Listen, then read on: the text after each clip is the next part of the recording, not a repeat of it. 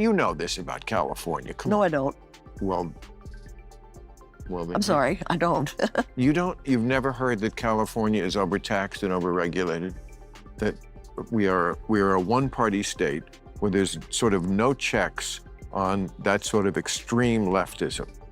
And that, what do you think? I don't for a minute consider California a state that is extreme leftist. Not at all, not any way. Well, that shows where your politics are. Bill Maher recently took aim at legendary actress Jane Fonda over what he sees as her brand of modern activism, and the exchange hit with force. It was a sharp reminder of what can happen when someone becomes isolated inside an ideological bubble, far removed from the everyday pressures facing most Americans. Maher's critique was pointed, unsparing, and strikingly precise in its delivery. There's also many regulations that aren't necessary, that aren't. I mean, you really don't believe that the state we live in, California, is lacking regulation. There's over 300,000 regulations. I mean, Well, maybe they're needed. They're not.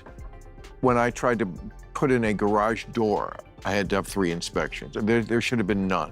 I should be allowed to change my garage door. Are you kidding? Really? It was about a garage door? Absolutely. I'm sorry. Yeah, that is... No, you know this about California. Come No, on. I don't. You can almost see the realization wash over Maher as he recognizes just how disconnected Jane Fonda appears from the reality on the ground in her own home state of California. This is a state burdened by some of the highest tax rates in the nation, a fact that is hard to miss unless you exist in an insulated Hollywood world. Companies, major employers, and even high-profile figures have been relocating in large numbers to escape the heavy financial burden. Even the film industry itself, once California's pride and engine, has been steadily shifting production to more affordable and business-friendly locations, both domestically and overseas.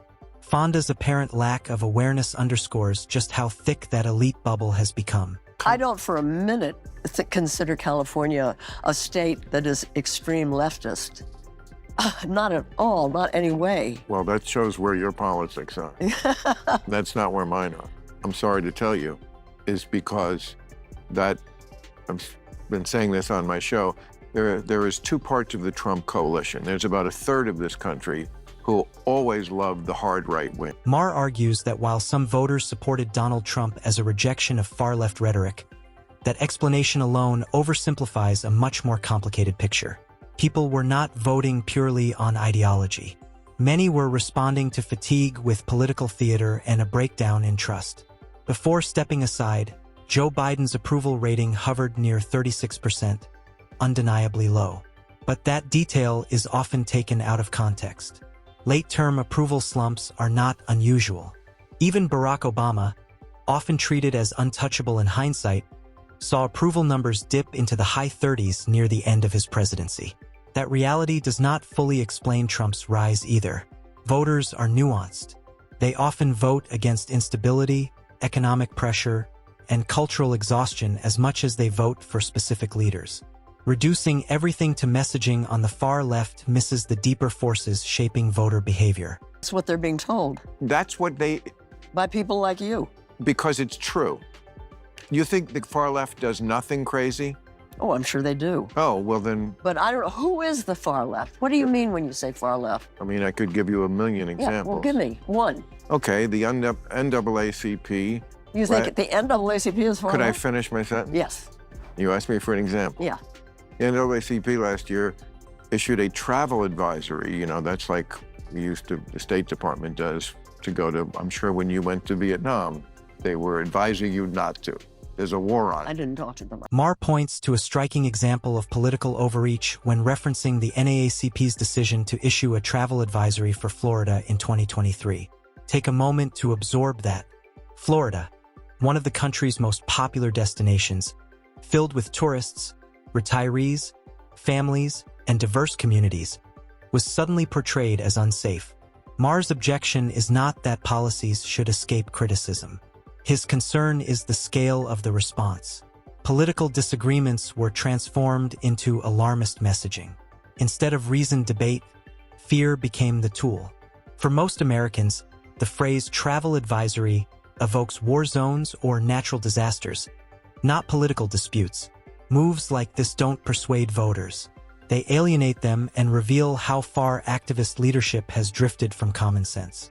In this, I think we have way too many regulations and laws, as we've talked about. And this one, I think, says if you're a department store with over 500 employees, you have to have a gender-neutral toy department. Yeah. Stuff like that. Yeah, I get it.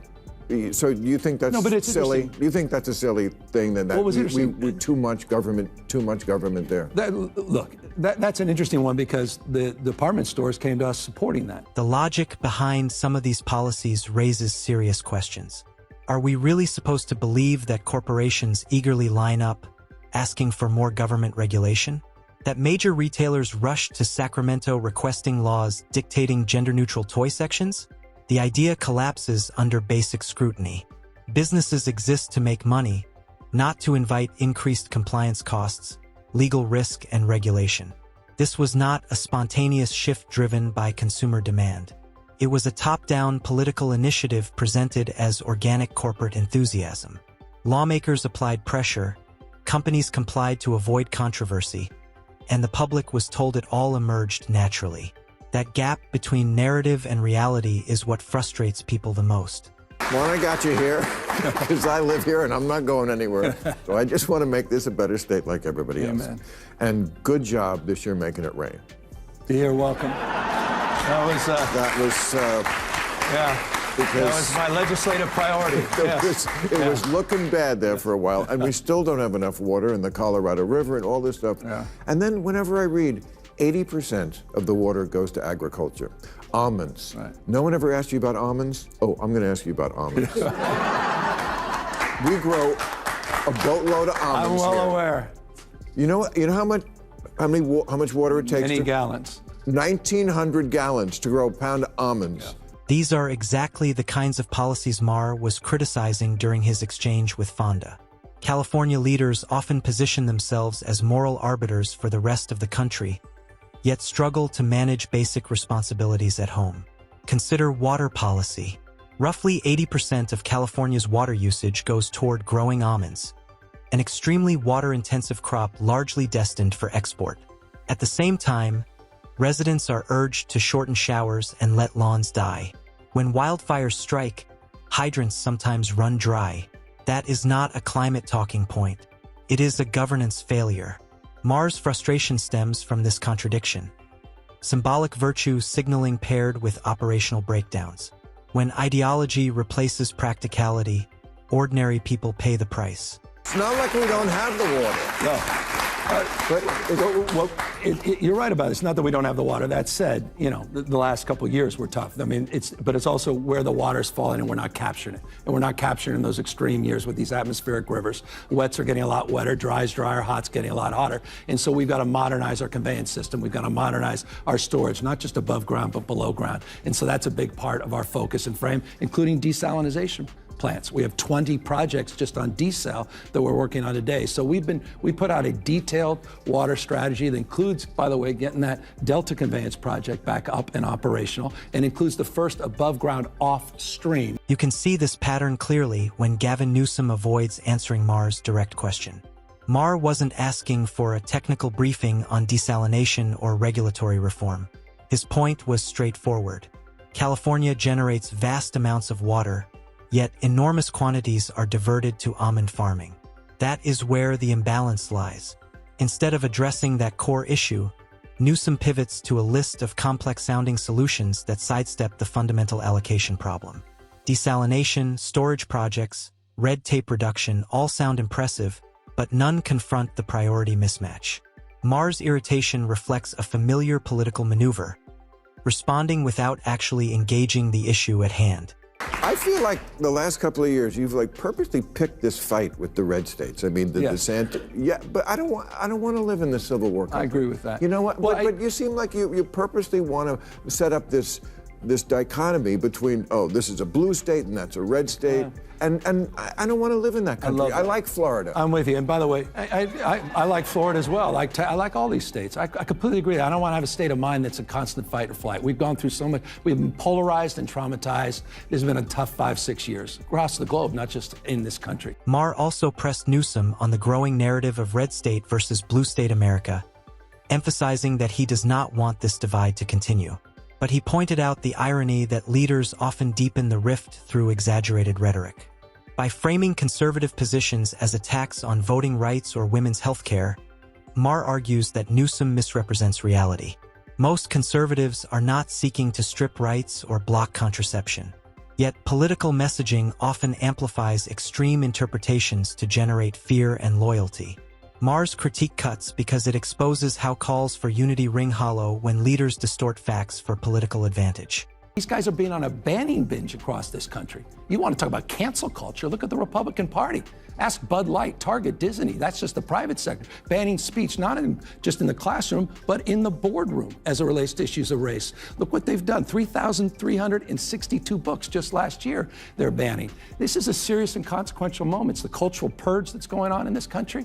And so I just felt like we needed to call that out as Democrats and put them on the defensive, since we're consistently on our heels as a Democratic Party, even though I think the facts bear out our case significantly better than the case on the other side. Maher suggests this insulated mindset is reinforced by the circles Jane Fonda keeps. Take Newsom's claim that Republicans are responsible for cancel culture. In reality, the term has largely been associated with progressive activism. It is the far left that has normalized outrage campaigns, demanding firings, deplatforming, and professional consequences over perceived missteps. This is less about accountability and more about enforcing ideological conformity. Yet these claims often go unchallenged within elite spaces, reinforcing a skewed understanding of the political landscape. Maher highlights this dynamic to show how easily reality becomes distorted when dissenting perspectives are excluded. I mean, this idea that we can't even have a conversation with the other side? You have to. They won. Thank you. That's it, bottom line. And by the way, or the notion we just have to continue to talk to ourselves or we're in the same damn echo chamber. These guys are crushing us. The Democratic brand is toxic right now. We had a high water mark 2 weeks ago, and that was a CNN poll at 29% favorability. It's dropped in the NBC poll down to 27%. It's one thing to make noise, but you also have to make sense. Ultimately, Maher's conversations expose a widening gap between political elites and everyday Americans. From challenging Jane Fonda's detachment to questioning Gavin Newsom's priorities and rhetoric, Maher highlights a pattern of performative politics and insulation from consequences. Whether it's mismanaging resources while lecturing citizens, framing political mandates as grassroots movements, or exaggerating opponents' positions to fuel division, the message is clear. Too many influential figures operate within a bubble, shielded from the effects of their own policies. Maher's critiques serve as a reminder that credibility comes from honesty, accountability, and practical governance, not ideological posturing. Americans are watching, and the disconnect is becoming harder to ignore. That brings us to the end of today's video. If you found this discussion valuable, be sure to like, subscribe, and join us again for more content ahead.